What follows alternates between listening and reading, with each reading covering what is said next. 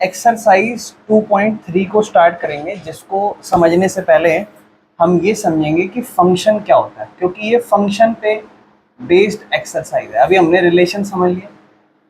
Relation कुछ नहीं होता, एक सेट होता है, कार्टेशियन प्रोडक्ट होता है, उसके जो कुछ एलिमेंट्स होते हैं उनका सबसेट होता है जो हमें रिलेशन बताता है।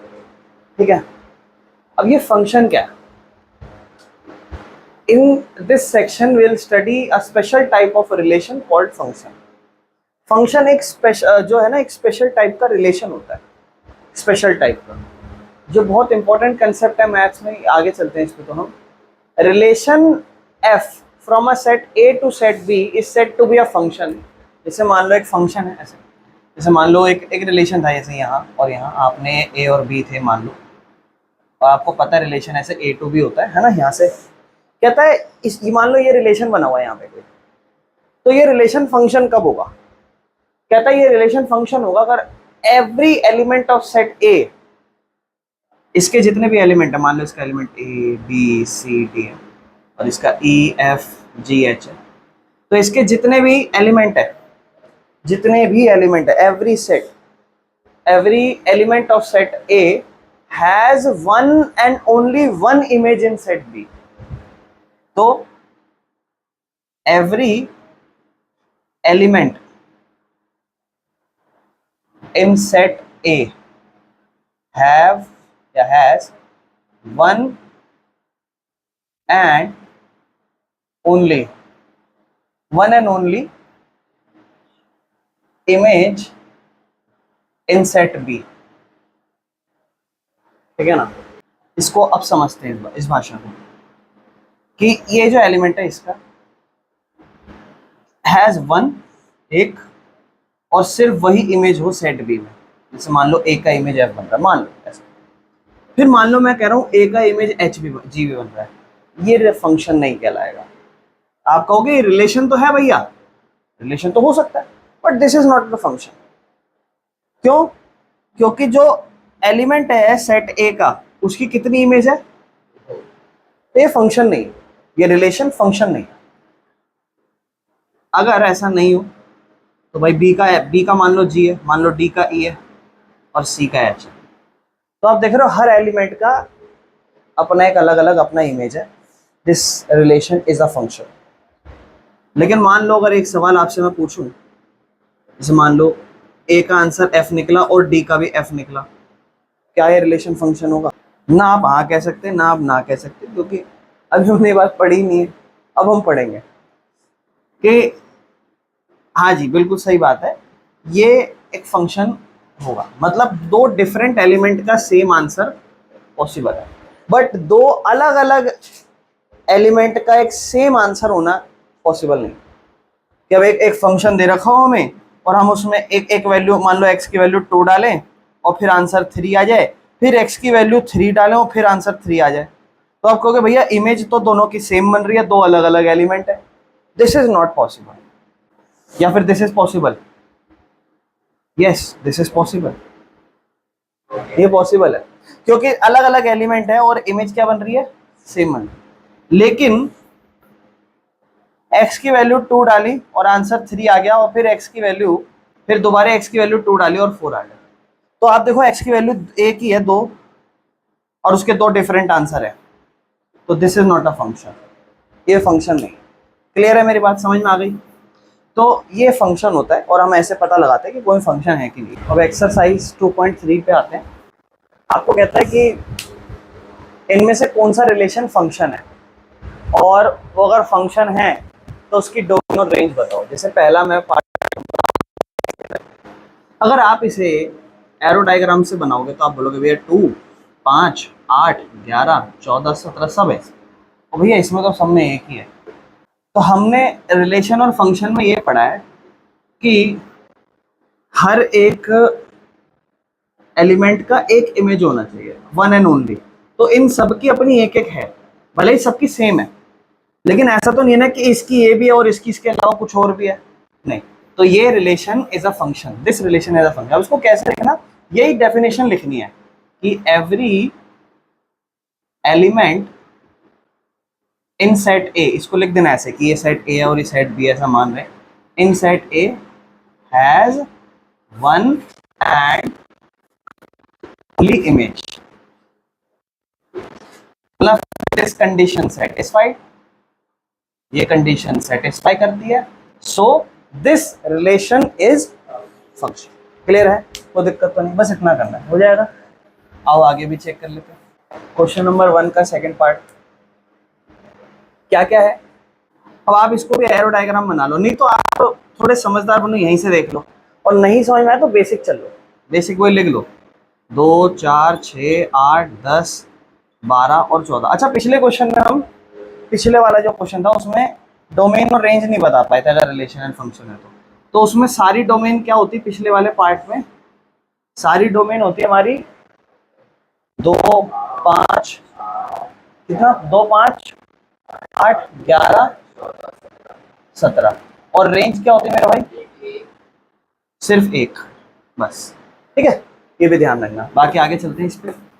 अब इस पे अगर हम देखें तो ये सारी इसकी डोमेन है, और रेंज क्या क्या बनने वाली है वैसे इसकी 1 2 3 4 5 6 7, 2 का 1 है, 4 का 2 है, 6 का 3 है, 8 का 4 है, 10 का 5 है, 12 का 6 है। Every element in set A has, या फिर बोलना every element in domain has its unique and one image, so it is this relation is a function. ये भी है, क्लियर है, कोई दिक्कत तो नहीं ना। हर एक एक एलिमेंट का अपना एक एक unique one and only image है, तो ये रिलेशन भी फंक्शन है, ये रिलेशन भी फंक्शन है। ठीक है, वो फोर सेम स्टेटमेंट लिखनी है। ये बताओ डोमेन क्या क्या हो जाएंगी इसकी, डोमेन हो जाएगी 2 4 6 8 10 12 14, तो आप लिख दोगे 2 4 6 8 10 12 और 14, और रेंज क्या क्या हो जाएगी 1 2 3 4 5 6 7, बस कोई दिक्कत तो नहीं है। चले आगे, इसका पार्ट थर्ड देखते हैं क्या क्या लिखा हुआ है। 5, अगर हम इसको एरो डायग्राम में बनाएं तो हम देख के वैसे पहचान पा रहे हैं 1 और 2 है, मतलब 1 और 2 ही है सिर्फ, और 3 और 5। इस 1 का आंसर 3 भी है और इसी 1 का 5 भी है, ये नहीं होना चाहिए। हर एक एलिमेंट जो सेट ए में है उसका एक यूनिक इमेज होना चाहिए, और इसकी कितनी इमेज है 2, तो आप बोलना 1 इज एन एलिमेंट, ये एक एलिमेंट है, 1 is an element that has 2 different image, so this relation is not the, तो जब रिलेशन फंक्शन नहीं है तो उसके हमें डोमेन और रेंज भी नहीं लगती, कोई दिक्कत तो नहीं, बस क्लियर है। चलें आगे, नेक्स्ट अगर आगे चलें हम क्वेश्चन नंबर सेकंड तरफ, ध्यान समझना बेटा, चीज़ें थोड़ी अच्छी होती जाएंगी। इसका जो सेकंड पार्ट है ना वो पेपरों में बहुत बार आ चुका है, मैं जिस साल पढ़ रहा था उस साल भी आ गया था, और उसके 1-2 साल भी बहुत बार आया, मैंने जब पढ़ाया ना तब भी आया, ये बात ध्यान रखना।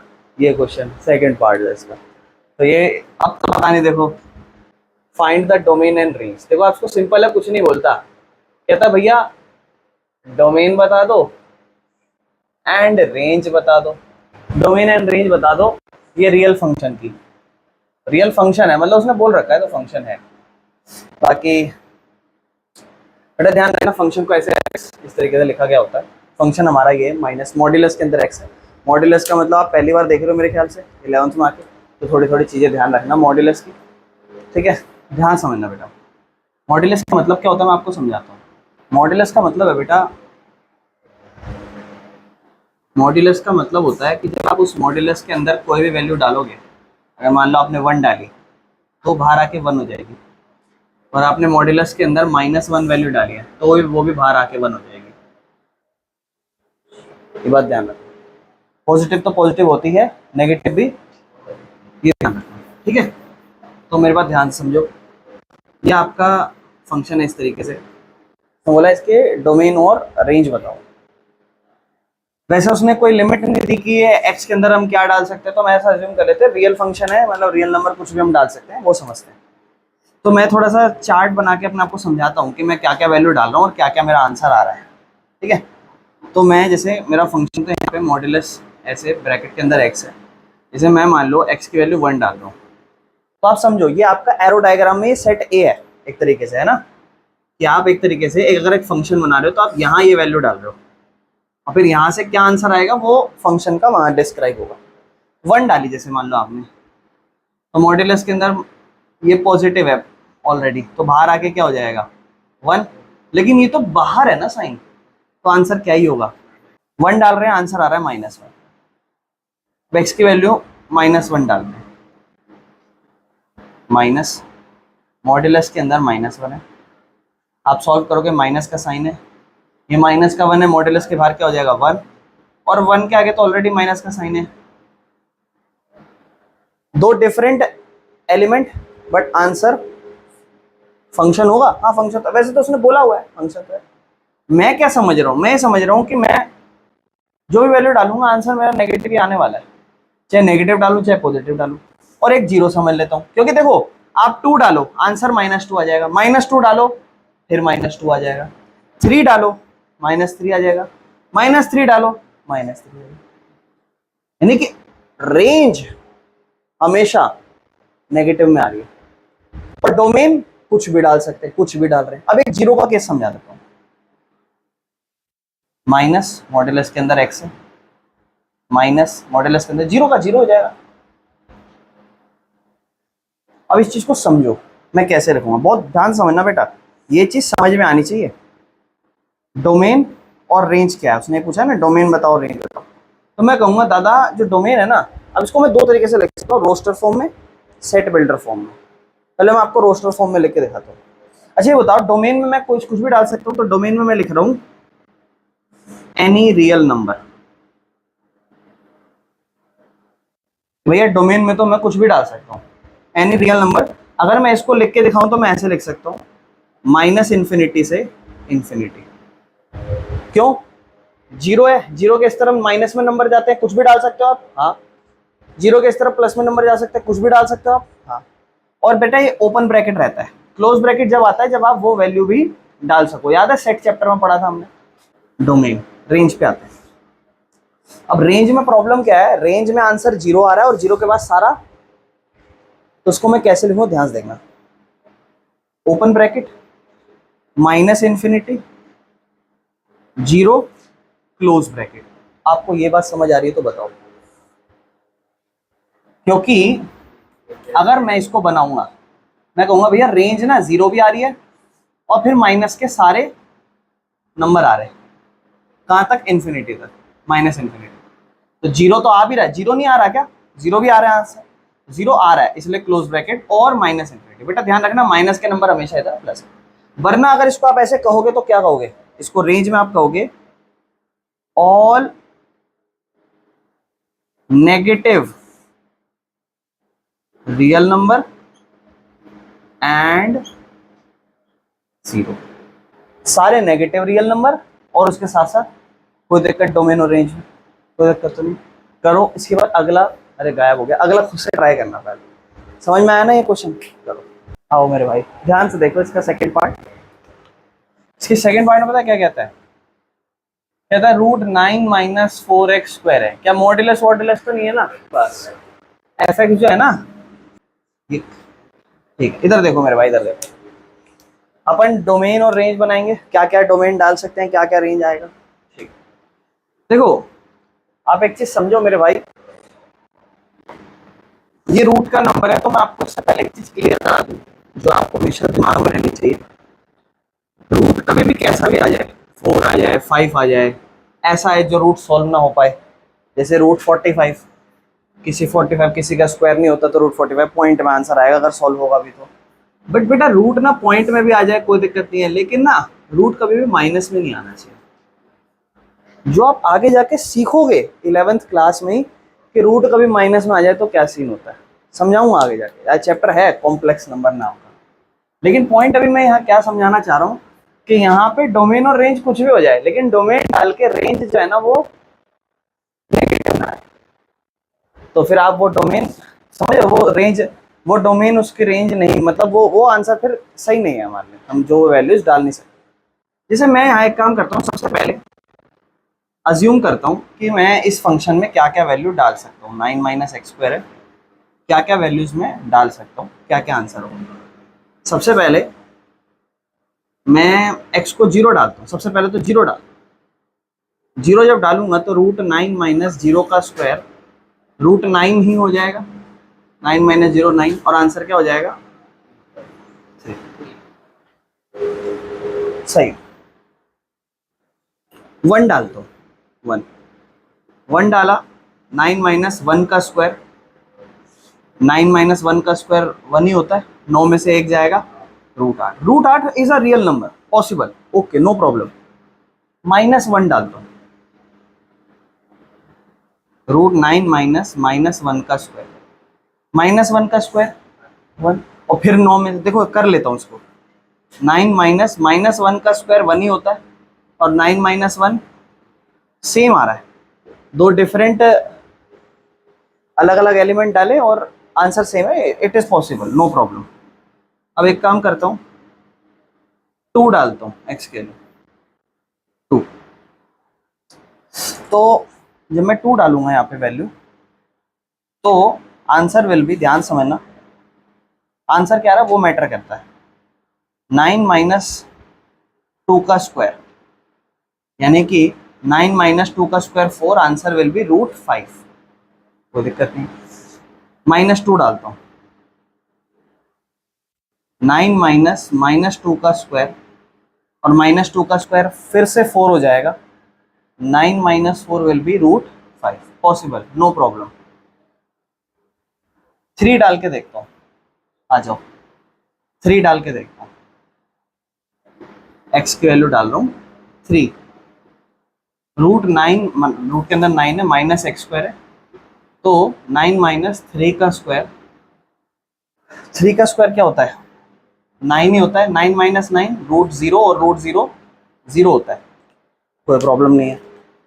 फिर -3 डालता हूँ, अब आपको पता है आप नेगेटिव बार बार डाल रहे हो, वही आंसर आ रहा है आपका जो सेम पॉजिटिव में आ रहा था। 9 माइनस -3 का स्क्वायर फिर से 9 हो जाएगा, √0 0 हो जाएगा। अब 4 डाल के देखता हूँ, 4, जब 4 डाल के देख रहा हूँ, 9 माइनस 4 का स्क्वायर क्या हो रहा है 9 माइनस 16, और आंसर विल बी माइनस का √7, विच इज नॉट पॉसिबल, तो रूट के अंदर 9 नहीं है, -7 नहीं आता, ये रियल नंबर नहीं है, यानी कि मैं x की वैल्यू 4 डोमेन में डाल ही नहीं सकता, क्योंकि जब मैं डोमेन में डालूंगा रेंज आएगी ही नहीं। हाँ, पुट करने को तो कुछ भी पुट कर सकता हूँ, पर इसे पुट करने पे आंसर ही नहीं बन रहा ना, नेगेटिव बन रहा है। इसका मतलब अगर मैं -4 भी डालूंगा तो भी मेरा आंसर क्या होगा, माइनस रूट का 7 ही होगा। सिर्फ मैं यही वैल्यू डाल सकता हूँ, और देखो हाथों हाथ मैंने 0 भी डाला, तो 0 के साथ फिर 1 डाला, 1 के साथ हाथों हाथ उसका नेगेटिव भी डाला, डोमेन, आंसर सेम आया। फिर मैंने 2 डाला, -2 डाला, और बेटा ये तो रियल नंबर है, आप चाहो तो 1.1 डाल लो, आंसर फिर भी ठीक आएगा।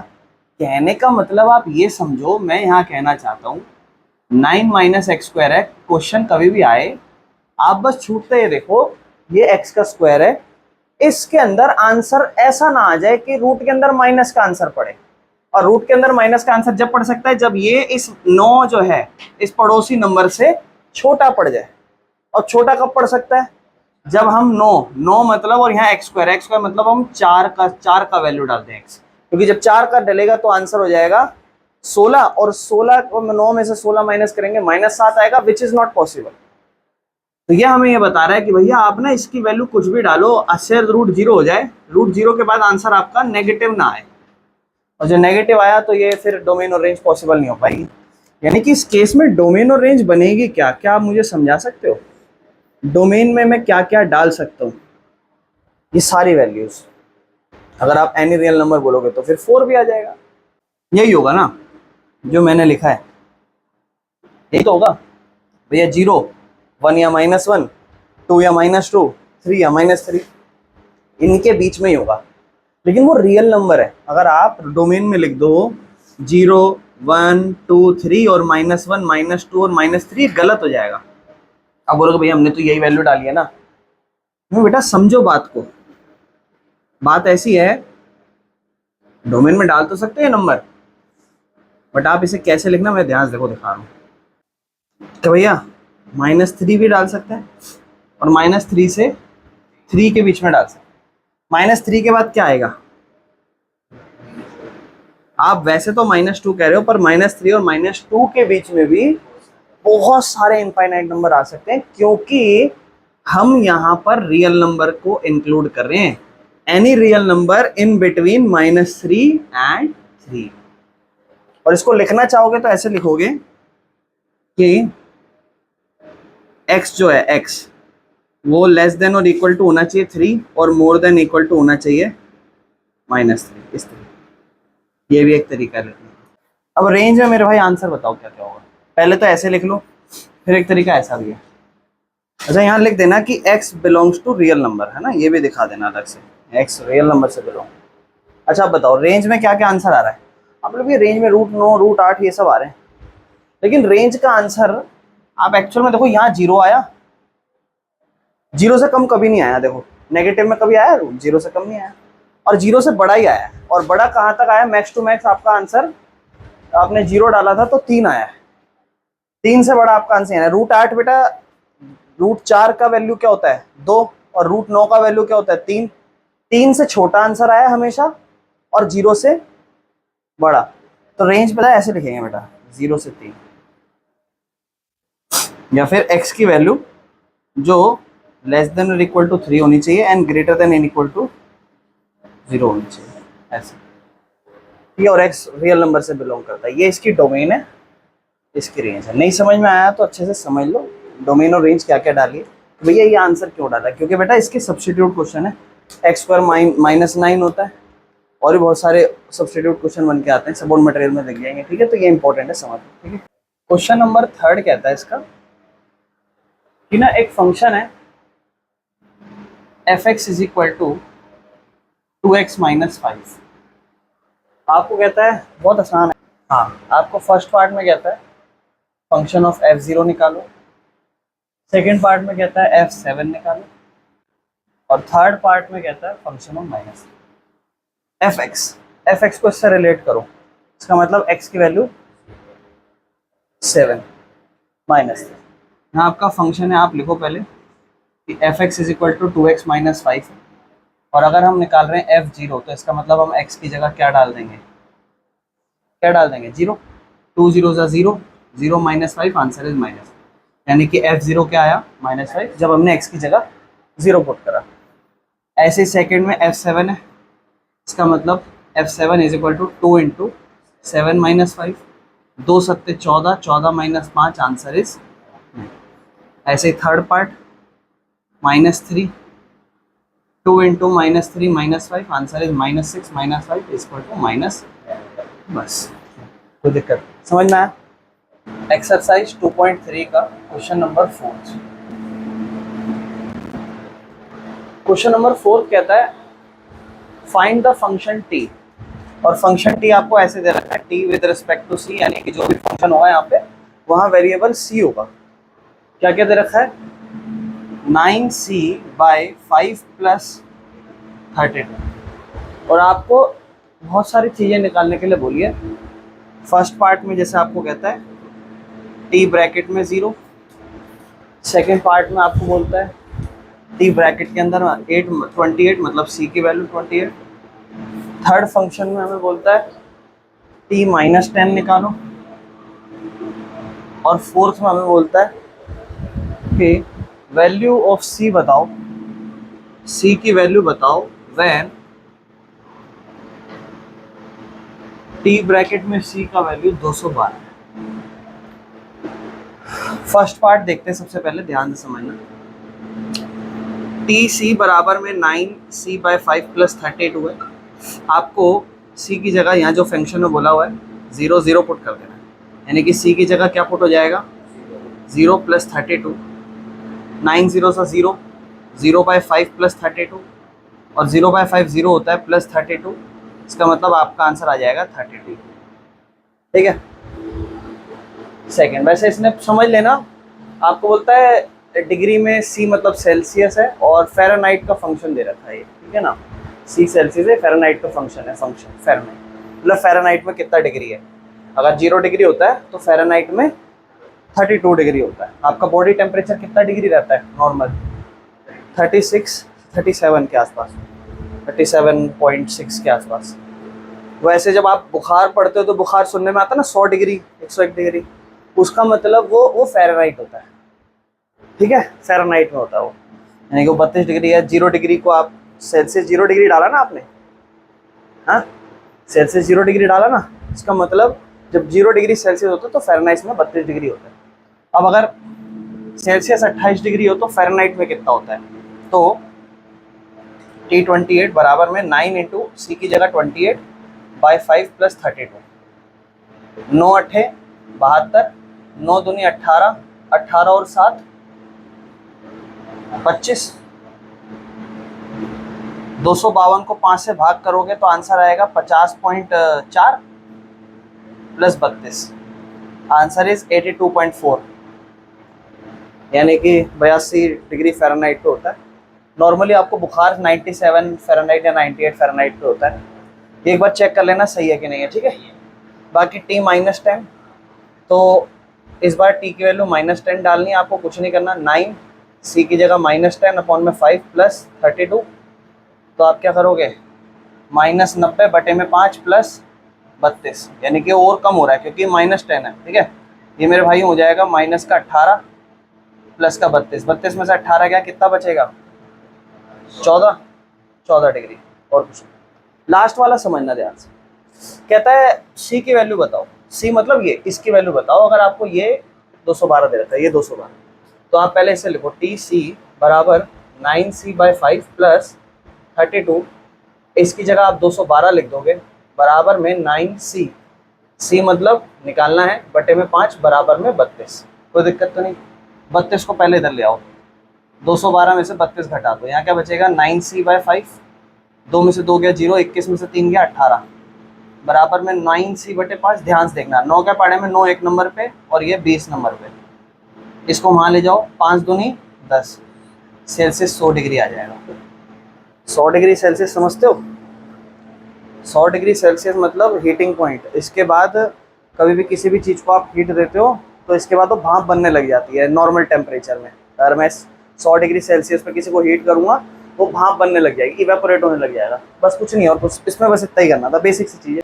उसने बोला है क्वेश्चन नंबर 5 में फाइंड द रेंज, रेंज बताओ, और फर्स्ट पार्ट आपको दे रखा है। देखो इसको मैं करने के आपको 2 तरीके बताऊंगा। कहता है fx is equal to 2 minus 3x, और x बिलोंग करता है रियल नंबर से, r मतलब रियल नंबर होता है, such that x is greater than equal to 0। तो x जो है, बट समझना बेटा, x रियल नंबर है, रियल नंबर मतलब कुछ भी डाल सकते हो, तो जो कुछ भी डाल सकते हो उस हिसाब से रेंज भी कुछ भी बन सकती है। लेकिन उसने बोला है कि जो आप x डालोगे ना वो रियल नंबर तो है, बट वो ग्रेटर देन 0 है, 0 से बड़ा रियल नंबर होना चाहिए। नंबर लाइन पर अगर बनाऊं तो इस 0 से बड़ा होना चाहिए, 1 2 3, और उसमें बीच में कोई भी पॉइंट के, कोई भी फ्रैक्शन के, कुछ भी। तो अगर मैं सोचूं कि रेंज क्या क्या हो सकती है, डोमेन तो मुझे उसने बता ही दिया एक तरीके से, ये सारी डोमेन ही तो होगी एक तरीके से, ये डोमेन है एक तरीके से। रेंज क्या होगी, कोई एक आध एग्जाम्पल, 4-5 एग्जाम्पल डाल के चेक कर लेता हूँ क्या क्या आंसर हो सकता है। 4-5 एग्जाम्पल डाल के चेक कर लेता हूँ क्या क्या आंसर हो सकता है ना।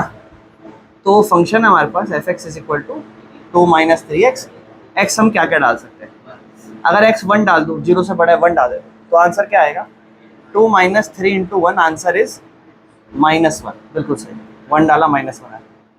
अच्छा 0 से छोटा कुछ नहीं डाल सकते, 0 भी नहीं डाल सकते, 0 से बड़ा ही डालना है। तो मैंने रियल नंबर में अभी नेचुरल अच्छे नंबर ट्राई कर रहा हूँ, 2 डालता हूँ, 2 इंटू -3 दूनी 2, क्या हो जाएगा, 2 3 6, 6 माइनस 2 -। आप इतना समझ लो कि आप नॉर्मली छोटी वैल्यू आपने मान लो 1 डाली, आपका आंसर नेगेटिव ही आ रहा है क्योंकि यहाँ x आएगा, और मैं जैसे जैसे और बड़ी वैल्यू डालता जा रहा हूँ आंसर माइनस में और छोटा होता जा रहा है, एक्चुअल में है ना, छोटा होता है, ऐसे मतलब ऐसे कह दो कि हाँ बढ़ रहा है आंसर, और ही माइनस में घुसते जा रहे हैं। तो इस हिसाब से मैं रेंज कह सकता हूँ कि भैया इसकी रेंज जो होने वाली है ना, जो रेंज होने वाली है वो भैया 0 तो कभी नहीं आ सकती। क्यों नहीं आ सकती 0 भैया? अच्छा एक और सवाल है, एक और सवाल है, 2 माइनस 3 x की जगह अगर मैं 1/3 पुट कर दूं, पहले समझो क्या 1/3 पुट कर सकते हैं। 1/3 का आंसर 0 से बड़ा ही आएगा, 1/3। 1 भी आ रहा है ना, तो 1 भी आ गया। अब कुछ ऐसा सोचो जिससे 0 भी आ जाए, ऐसा सोचो 0 आ जाए जिससे, ऐसा कोई जिससे 0 आ जाए। फंक्शन है हमारे पास, फंक्शन है हमारे पास 2 - 3x। 2/3, 2/3 बड़ा है 0 से, उसने बोला 0 से बड़ा होना चाहिए, ठीक। x की जगह 2/3 डाल दो, 2 - 3 इंटू 2/3, 2 - 2 0 भी आ रहा है, आंसर तो 0 भी आ गया लो, यानी कि रेंज तो 0 भी हो सकती है। और कुछ सोचो कि अभी तो हमने देखा नेगेटिव ही आंसर आ रहे थे, फिर हमने वो 0 भी लिया है, हम तो 1 भी लिया है। क्या 2 हो सकता है आंसर? सोचो 2 हो सकता है। 2 के लिए अगर मैं इसे क्या रख दूं, 4/3? नहीं, फिर तो बड़ा ही छोटा होता जाएगा, और छोटा। देखो अब बेटा इसको समझना, यहां अगर आप ऐसे कंफ्यूज हो जाओ कभी, तो दूसरा तरीका अपना लेना। कैसे? x किससे ग्रेटर है? अब जो मैं चीज कर रहा हूं बड़े ध्यान से समझना, बहुत ध्यान से समझना बेटा। इसे इक्वल का साइन होता है ना, x = 0, फिर मैं कहूँ इधर 2 जोड़ रहा हूँ तो इधर भी 2 जोड़ रहा हूँ, तो आप कहोगे भैया x + 2 किसके बराबर है? बात बराबर है, क्यों? 2 से 2 हटा दो, x वापस से 0 के बराबर हो जाएगा। लेकिन क्या हम यही सेम चीज ग्रेटर और स्मॉलर में कर सकते हैं? तो क्योंकि ये हम चीज आगे के चैप्टर में सीखेंगे क्या हम ऐसा कर सकते हैं, लेकिन फिलहाल मैं आपको बता देता हूँ, हो सकता है प्लस भी हो सकता है, माइनस भी हो सकता है, मल्टीप्लाई भी हो सकता है, इवन डिवाइड भी हो सकता है। बस इतना ध्यान रखना, मल्टीप्लाई और डिवाइड में साइन चेंज ना हो, नेगेटिव का डिवाइड उधर ना जाए, नेगेटिव का मल्टीप्लाई उधर ना जाए, और तो कुछ नहीं। कहने का मतलब है इसे ना मैं प्रॉपरली ऐसा बनाने की कोशिश करूंगा, यहाँ प्रॉपरली देखना कैसे। x है, आप बताओ x के पास क्या चाहिए? -3 है ना, -3 चाहिए। x > 0 है, यहाँ -3 चाहिए, तो -3 ये मल्टीप्लाई में चाहिए, किस में चाहिए? मल्टीप्लाई में चाहिए, तो आप यहाँ लिख देना मल्टीप्लाई बाय -3 बोथ साइड, इस तरफ भी और इस तरफ भी। इस तरफ -3 से मल्टीप्लाई -3x > इस तरफ 0 -3 से मल्टीप्लाई करेगा, ठीक। क्या हो गया? -3x 0, क्लियर है? क्योंकि 0 3 जा -3 तो आ गया, बस प्लस में 2 चाहिए, तो लिख दो एडिंग 2 बोथ साइड। इधर क्या होगा? तो देखो क्या हुआ, 2 - 3x > 2, this is your range, बस और कुछ नहीं करना। इसका मतलब जो ये फंक्शन है इसकी रेंज हमेशा 2 से बड़ी हो, मतलब ये हमेशा 2 से बड़ा आंसर आएगा। तो अब हम रेंज क्या क्या कह सकते हैं, मतलब ये नंबर हमेशा <2 है, तो हमें लिखनी है इसकी रेंज कहाँ से कहाँ तक हो सकती है। यहाँ हमने आंसर डाला 1 भी आ रहा है, 0 भी आ रहा है, जो उसकी रेंज बना रहा है, तो हम ये कहेंगे कि जो 2 - 3x है ये फंक्शन <2 है। तो इसका आंसर हमेशा, मतलब ये हमेशा 2 और इसमें ये आंसर हमेशा बड़ा रहेगा, ठीक है ना। 2 और इसमें आंसर हमेशा बड़ा रहेगा, मतलब ये जो फंक्शन है इसका आंसर हमेशा 2 से बड़ा आएगा। इसका मतलब हो गया जो इसकी रेंज है वो बिलोंग करती है -∞ से 2। हमारा आंसर -1 भी आ रहा है, हमने वैल्यू 2 डाली, -4 आ रहा है, 3 डालेंगे और नेगेटिव में बड़ा आता जाएगा, यानी कि सारी रेंज नेगेटिव तो आएगी। और 1/3 जब हम डाल रहे हैं तो 1 भी आ रहा है, और ये हमें बता रहा है कि हमारा आंसर <2 है।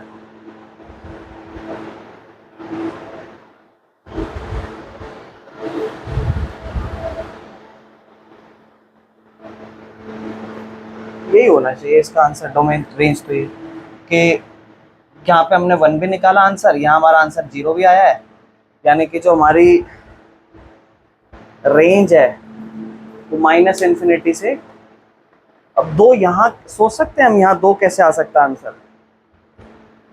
2 माइनस 3x, ऐसा क्या करूं कि आंसर 2 तो नहीं आएगा देखो कभी भी, क्योंकि 2 तो जब ही आएगा जब हम 0 डालेंगे। 2 तो जब ही आएगा जब हम आंसर 0 डालें, और 0 हम डाल नहीं सकते रेंज के अकॉर्डिंग। हम मैक्स टू मैक्स ये डाल सकते हैं 0.1 कुछ ऐसा, हद से ये डाल सकते हैं 1/9 डाल सकते हैं हद से। 2 माइनस 3 इंटू 1/9 से क्या हो जाएगा 2 माइनस 1/3, 3 दूनी 6, 2 में से 1 दिया ही जाएगा, कितना बचेगा 3, 3 दूनी 6 माइनस 1 5/3, 5/3 कितना हो जाता है 1.667, यानी कि आंसर हमेशा 2 से कम ही आएगा, जो कि ये बात भी बता रहा है 2 minus 3x greater than equal to, मतलब पहले हमने क्या रखा था x greater than equal to 0। मैंने आपको एक चीज़ बोली थी, ध्यान से सुनना मेरी बात। जो हमें इस चीज़ पे फोकस करना है वो ये बेटा कि ना फंक्शन हमारा x जो है ग्रेटर देन 0 है।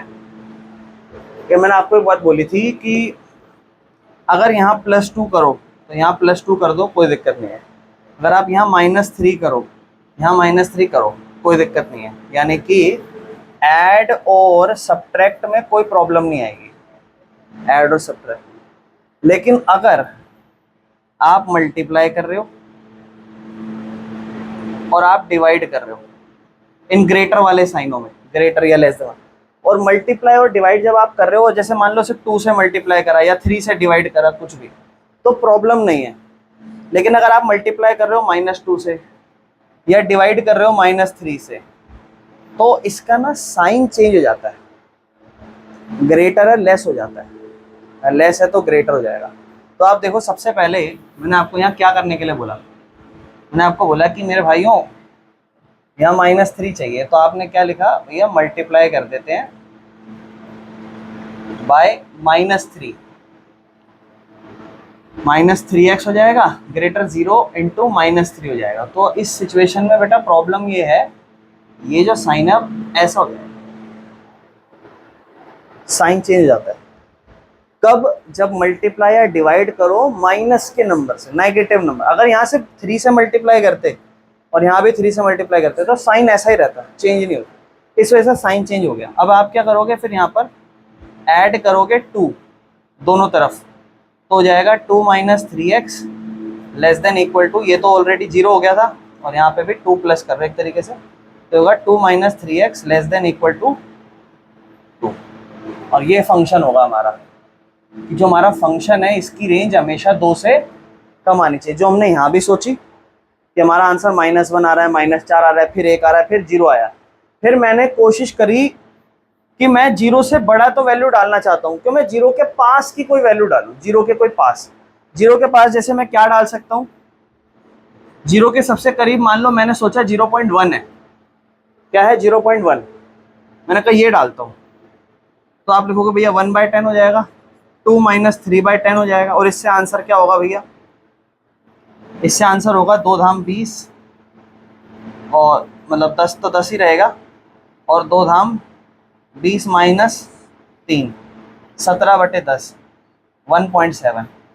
यानी कि आंसर ना हमेशा 2 से कम ही आएगा। आप कभी भी ट्राई कर लो, क्योंकि 2 आंसर तो आपका सिर्फ एक ही कीमत पे आ सकता है, जब आप यहाँ पूरा क्या डाल दो, और आप जब 0 डालोगे तो 0 डाल नहीं सकते। क्यों? क्योंकि उसने बोला हुआ है x के वैल्यू हमेशा 0 से बड़ी, तो ये आंसर हमारा सही नहीं होगा।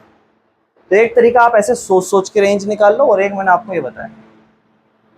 बस यहाँ एक चीज का ध्यान रखना, मल्टीप्लाई और डिवाइड में साइन चेंज हो जाता है, लेकिन मल्टीप्लाई डिवाइड कब हो रही हो, माइनस के नंबर से, तो साइन चेंज हो जाएगा। ठीक है, अगला क्वेश्चन पहले सोच के भी ट्राई करना, और सोचने के बाद फिर ऐसे भी कराऊंगा।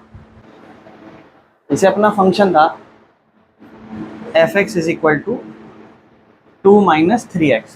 देखो इसमें वैल्यूज पुट करके टाइम लगेगा, क्योंकि आपको नहीं पता। उसने बोला है x जो है ना, डोमेन जो आप डालोगे वो रियल नंबर से बिलोंग करनी चाहिए, और x 0 से बड़ी होनी चाहिए। भाई जब भी आप आंसर जो भी डालोगे ना उस फंक्शन में, तो आप ये बात समझ लो कि 0 से बड़ा आंसर होना चाहिए।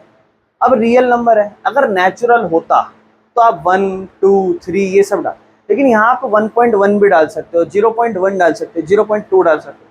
तो ये चीज़ समझो आंसर कुछ भी डाल सकते हो और रेंज कुछ भी आएगी, तो आपको लिमिट समझने में प्रॉब्लम हो जाएगी कि यार इसकी रेंज कहाँ से कहाँ तक आएगी, है ना। तो इसीलिए आप सबसे बेस्ट है, सबसे पहले क्या करो, ये जो आपका फंक्शन है 2 - 3x, इसको बनाने की कोशिश करो। यहाँ लिख दो कि x ग्रेटर देन है 0, ये मुझे दे ही रखा है, और इसको ये बनाने की कोशिश कर देंगे। तो इसमें क्या होगा, सबसे पहले हम क्या करेंगे, यहाँ -3 चाहिए सबसे पहले, तो हम यहाँ लिख देंगे, हम मल्टीप्लाई कर रहे हैं -3 को बोथ साइड, दोनों तरफ। तो यहाँ -3 जब x से मल्टीप्लाई होगा ऐसे हो जाएगा, और फिर 0 भी -3 से मल्टीप्लाई होगा ऐसा हो जाएगा। अब क्योंकि आपको मैंने अभी भी समझाया कि ना नेगेटिव के नंबर से मल्टीप्लाई और नेगेटिव के नंबर से डिवाइड करोगे तो ये जो साइन है ये चेंज हो जाएंगे। तो ये -3x होगा, अब ये ऐसा साइन हो जाएगा, और ये 0 -3 से मल्टीप्लाई होगा 0 हो जाएगा, बस साइन चेंज हो गया। फिर आपको सिर्फ 2 चाहिए यहाँ पे, तो यहाँ पे आप लिख दो ऐड 2 टू बोथ साइड, दोनों तरफ क्या कर दो, 2 ऐड कर दो। 2 ऐड करोगे 2 - 3x हो जाएगा, क्योंकि 2 यहाँ पे आप प्लस कर दोगे, 2 ऐड कर दिया इस पूरे फंक्शन में, ये फंक्शन था इसमें 2 ऐड कर दिया, यहाँ भी 0 है इसमें भी 2 ऐड कर दिया, तो ये क्या हो गया, 2 - 3x इज लेस देन 2। इसका मतलब यहाँ से आप बेस्ट अपना तरीका निकाल लोगे कि हमारी रेंज क्या होनी चाहिए, 2 से छोटे होनी चाहिए। 2 से छोटे मतलब 2 भी नहीं हो सकती, 2 के लिए ओपन ब्रैकेट लगाओ, 2 कॉमा, और कहाँ तक हो सकती है, फिर जायज़ बात है 2 से छोटे में -∞ तक हो सकती है, तो ये आपकी रेंज हो जाएगी। और यहाँ सोच सोच के चलोगे तो फिर उसमें टाइम लग जाएगा, कंफ्यूजन हो सकती है। जैसे अगला पार्ट देखो, और हो सकता है किसी किसी में आप सोच के चल सको, ठीक है, कोई दिक्कत तो नहीं है। अब चलो नेक्स्ट देखो, जैसे जो इसका सेकेंड पार्ट है वो क्या लिखा है, function f(x) is equal to x² + 2, और सेम इसमें कहानी दी है कि x is a real number. अब इसमें कोई आपको लिमिट नहीं दी कि x किससे बड़ा है किससे छोटा, तो आपके मन में एक सवाल आ रहा होगा कि भैया अब वो जो फंक्शन है उसको किसके ग्रेटर या इक्वल रखें, यहाँ हम फंस रहे हैं कैसा पिछली बार। तो देखो एक चीज आप सोच के चल लो, सोच के चल सकते, थोड़ा पहले सोचते हैं, थोड़ा सोचें, अगर x² + 2 है, रियल नंबर कुछ भी डाल सकते हैं, सबसे पहले 0 डाल लो, 0 + 2 आंसर 2 आ गया, यानी कि 2 रेंज में होने वाली है। अब एक माइनस का 1 डाल लो, -1 का स्क्वायर + 2, -1 का स्क्वायर 1 हो जाएगा, +2 आंसर आया 3, ठीक। 1 डाल लो, 1 का स्क्वायर + 2 आंसर फिर से 3 हो जाएगा। आपने देखा भैया हमने नेगेटिव का नंबर डाला और आंसर पॉजिटिव आ रहा है, लेकिन 0 भी 0 आ सकता है, बस एक ये चीज सोच लो, क्या 0 आ सकता है कहीं भी आंसर, 0 नहीं आ सकता। क्यों, क्योंकि आपके मन में सवाल आ रहा होगा भैया -2 होना चाहिए, 2 ये हमेशा परेशान करेगा, ये तो 0 कभी नहीं हो सकता आंसर। सबसे छोटा आंसर, क्योंकि मैंने x की वैल्यू 0 डाली, इस टाइम पे सबसे छोटी x की वैल्यू 0 पड़ रही है। बताऊं क्यों, नेगेटिव के पढ़नी चाहिए, पर नेगेटिव डाल के तो आंसर पॉजिटिव हो रहा है, वो छोटी पढ़ ही नहीं पा रही, तो उस सिचुएशन में 0 ही सबसे छोटा आंसर दे सकता है डोमेन डाल के 2, और उससे सारे तो बड़े हो सकते हैं, यानी कि इसकी क्या होगा 2, और 2 से इन्फिनिटी होगा, इन्फिनिटी को ओपन करेंगे। पिछली बार मैंने ख्याल पिछले आंसर में मैंने वहाँ -∞ में भी ओपन क्लोज बना दिया था, -2 से दोनों ओपन। ये इस तरीके से हो सकता है, हो सकता है। करना कैसे आप वो चेक कर लेते हैं, ये मैंने अभी सोच सोच के बनाया, ये आंसर हो सकता है। अब करना क्या, आप देखो यहाँ आपको कुछ पता नहीं है, लेकिन आपको एक चीज पता है, ये x² है, इसको अलग से लिखो।